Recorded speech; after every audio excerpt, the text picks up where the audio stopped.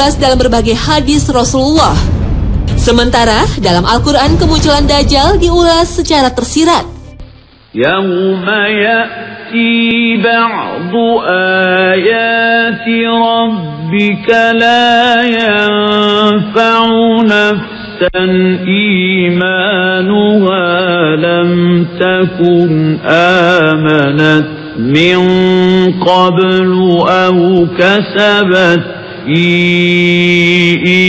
إيمانها خيرا.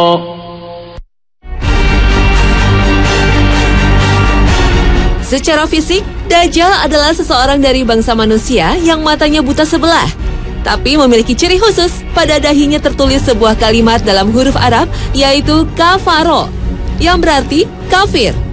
Namun tulisan ini tak bisa dibaca oleh semua umat manusia. Hanya kaum yang beriman sajalah yang mampu membacanya.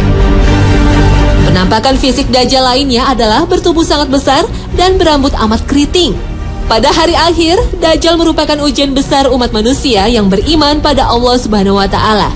Dajjal akan muncul dan menyatakan bahwa dirinya adalah Tuhan. Na'udzubillah min zalik. Dajjal akan tinggal di muka bumi selama 40 hari. Tetapi hari kemunculan Dajjal tidaklah sama dengan hari umat manusia. Hari pertama kemunculan Dajjal akan berlangsung selama 1 tahun. Sedangkan hari kedua akan berlangsung selama sebulan. Hari ketiga lamanya seminggu. Dan hari keempat serta seterusnya berlangsung selama 24 jam. Sehingga dapat diartikan Dajjal akan hidup di muka bumi selama 1 tahun, 1 bulan, dan 45 hari. Allah Subhanahu wa Ta'ala memberikan sebuah keajaiban pada Dajjal berupa kemampuan untuk mengelilingi dunia dalam sekejap layaknya hembusan angin. Tetapi hanya ada 2 kota yang tidak mampu dimasuki Dajjal, yaitu kota suci Mekah dan Madinah. Dajjal dianugerahi kesaktian menghidupkan orang mati yang telah ia bunuh. Selain itu, Dajjal mampu memerintahkan bumi untuk menumbuhkan tanaman dan memerintahkan langit untuk menurunkan hujan. Sesungguhnya Dajjal telah hidup dan tinggal di tengah lautan di sebuah pulau yang berada di sebelah timur kota Madinah dalam keadaan terbelenggu oleh ikatan besi yang sangat kuat. Dajjal muncul diperkirakan di sebuah tempat terletak antara negeri Syam atau daerah Palestina dan Irak. Ada juga yang berpendapat Dajjal akan muncul di segitiga Bermuda. Segitiga Bermuda menyimpan banyak misteri. Kapal terbang dan kapal laut yang melintasi kawasan itu dilaporkan menghilang. Segitiga Bermuda berada di Samudra Atlantik, tepatnya terletak di antara Florida di sebelah barat, Puerto Rico di sebelah timur, dan Pulau Bermuda di sebelah utara. Di kawasan ini terdapat sebuah pulau yang dikuasai oleh Dajjal. Berdasarkan berbagai manuskrip kuno yang dipelajari Muhammad Isa Daud, seorang peneliti dan jurnalis asal Mesir, Dajjal sesungguhnya telah lahir 100 tahun sebelum kelahiran Nabi Musa alaihissalam. Bernama sama Musa, tapi lebih dikenal Samiri karena berasal dari Samiroh, Palestina. Samiri adalah Dajjal yang akan muncul pada akhir zaman. Samiri terlahir dari perkawinan sedara, sehingga lahir dengan kondisi fisik cacat, sebelah matanya buta, dan lumpuh. Orang tua Samiri adalah penyembah patung sapi. Konon, sejak lahir, Dajjal tidak mau menyusu dan lebih banyak tidur.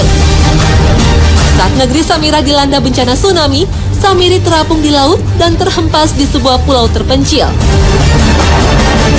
Setelah remaja, Samiri banyak berguru pada para ahli sihir. Anehnya, Samiri tidak pernah tua, dan setiap kali mencapai usia 100 tahun, ia kembali muda.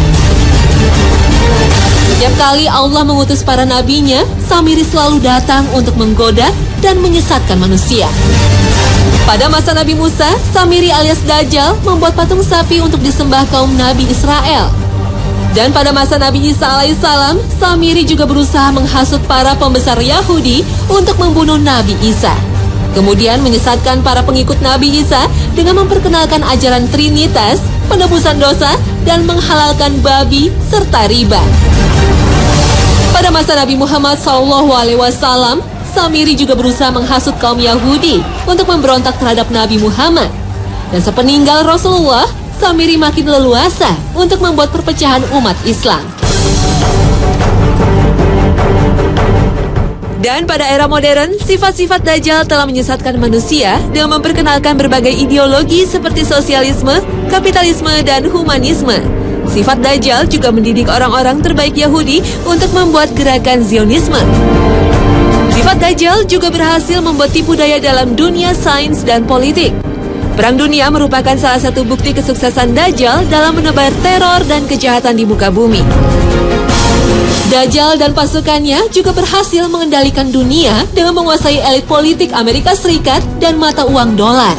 Tak heran, simbol Dajjal terlihat pada mata uang dolar dan berbagai instansi militer serta hiburan. Bukan bermaksud mengartikan Paman Sam dengan kepanjangan dari Samiri. Namun banyak ciri yang dipakai simbol oleh negara adidaya ini mempunyai kesamaan dengan simbol Dajjal yang kita ketahui. Astagfirullah. Sebelum kelahiran Nabi Muhammad, Dajjal sempat terpasung di sebuah gua selama 63 tahun dan dijaga makhluk berbulu tebal. Setelah bebas, ia mengembara dan menyesatkan manusia di berbagai belahan dunia, hingga ia bertemu setan di kawasan segitiga Bermuda. Dan menjelang kiamat, ia akan kembali muncul, mengaku sebagai Tuhan. Benarkah kisah ini? Wallahu a'lam. Namun, asal-usul Dajjal masih misterius. Sebagaimana iblis, Dajjal adalah makhluk yang ditangguhkan kematiannya oleh Allah. Meski usianya lebih dari 4.000 tahun, tapi fisiknya masih muda dan tak ada yang menandingi kekuatannya.